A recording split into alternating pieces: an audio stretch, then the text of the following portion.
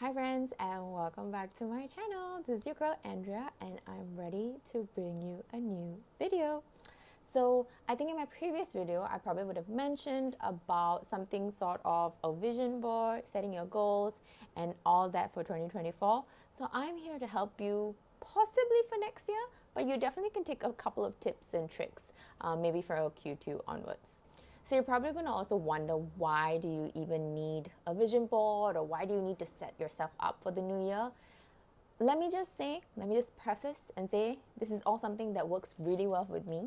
I would say I'm someone who is really organized or really prefers a schedule, loves things in motion. I guess you could say I'm a little bit of a control freak, but no labels, no shame in saying that, because for me this is what works best for me, and I definitely found my pattern in 2023. So when I came into 2024, I was like, yeah, I just gotta do it. So for me, the purpose entirely was to set myself up for the year.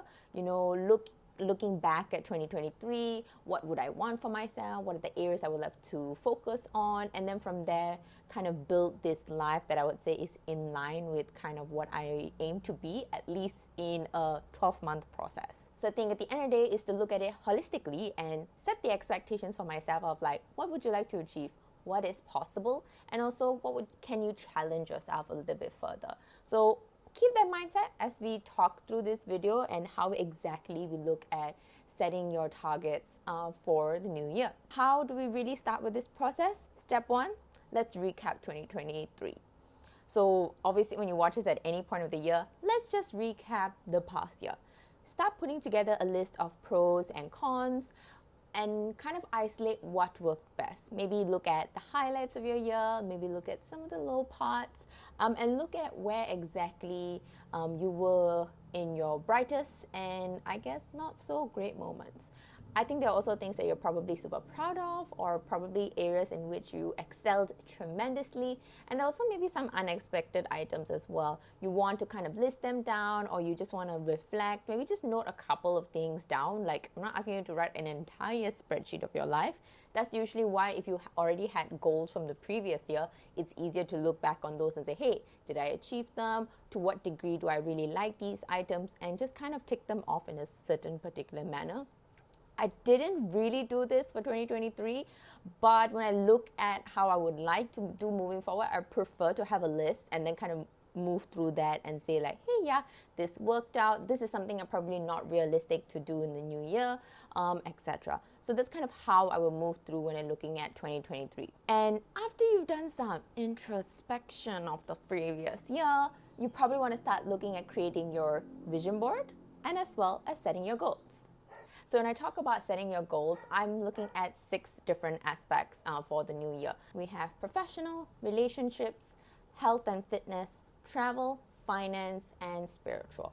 So obviously, like I said, everything's interchangeable. You probably want to choose in no particular order what would you like to focus on. But I think these 6 are pretty consistent. So the concept essentially is to take each of these categories and write down at least 3 to 4 bullet points that kind of set your expectations for all these areas. What would you like to grow? What would you like to highlight? What would you like to invest more of yourself in? There's also thinking about character building. So it's not necessarily, okay, I need to accomplish these type of things. I need to hit a promotion. Maybe it's, I would love to develop a new skill. I would love to maybe work out 5 times a week. Or it will more be like, oh, I would love to achieve a healthier lifestyle by cooking consistently. So in the end, I try to keep them very actionable, or at least the action item for the particular thing in 3 or 4 steps. So you don't narrow it down too much, but it's kind of keeping it open-ended. And remember, think of it as a list of actions, but at the end of the day, what is the core character would you like to build? So it might be, for example, relationships. I wouldn't like to fix getting married or having a boyfriend as one, but more like looking at, I would love to go on dates that are value of my time and with boundaries that are in line with what I would like in a partner or in a relationship, versus I would like to get a boyfriend in 2024. I think in that process of kind of listing down, and like I said, you could do 3 to 4, you could do an entire essay, but the idea is to not overwhelm yourself and put it as focus. You're trying to set goals, not write your entire life story, because you can't get everything done in a single year. So map out the keywords from each of these categories. I think some words would stand out to you. For example, some things like maybe for me was prayerful life. So I know the word is praying consistently, or daily Bible reading, for example, in my spiritual aspect. And then from there, mapping out those keywords. And this is the fun part. We're now entering vision board era. So I've done a vision board in 2023 and I loved it because I kept it as my background for like my phone, my laptop. So every time I open it, I see it and I just aspire. I know a lot of people believe in vision boards very differently, but for me, it's just to put into perspective because I'm also a very visual person on what exactly I would like to build out for my life. Once you have your keywords, time to get Pinterest up and running. So I think using those keywords, maybe like I said, like prayer or daily Bible reading, I start loading up on Pinterest a couple of images of prayer, couple interests of Bible reading. For example, in relationship, I look at intuitive dating or dating with boundaries, and I look at, okay, how do I look at dating, and how I would like a maybe more spiritual dating experience, etc. And I kind of load all these type of images and go through my Pinterest and kind of just start saving those images. Whether I use it or not is a different story, but I just load it up, put it all on a spreadsheet type of situation, and then kind of go from there. Once you kind of pick out the pictures and videos that really call out to you, that's when you start assembling your vision board. And I'll show you my 2023 one. So probably you can see that I have actually Korea written on the side. I have things related to the gym. I have things related to career, a lot of things on exploring the world, and all of these little aspects that just help me visualize what exactly I am building for myself. And that's essentially what you do. That's what a vision board is. It's kind of things you manifest, but I know that's a very personal thing, but for me is how I view God has put into my life. Like, what exactly have I prayed on all of these points, what has spoken to me, and what I would think I am providing for His will in my life as well. So take it as you will. I know some people use it as a very personal journey. For me, it's a very spiritual one as well, which is also why it's a category on my list for the year. In terms of maintenance, I think this is something you have to work on individually. So for me, I set things up in a quarterly fashion. For me, in quarter one, the focus was health, travel, finance, and spiritual. I know I said 3, but I have 4. But you kind of look at how do I spread out these 4 focuses across the 3 months. And I probably have already said in my video how my January and February went, but these are kind of things of how I would look at evaluating it. So I can evaluate it every single month. Okay, how did I hit these 4 aspects?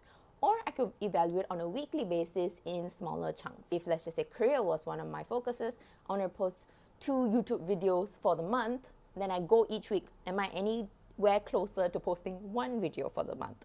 So it's things like that you probably can at least hold yourself accountable.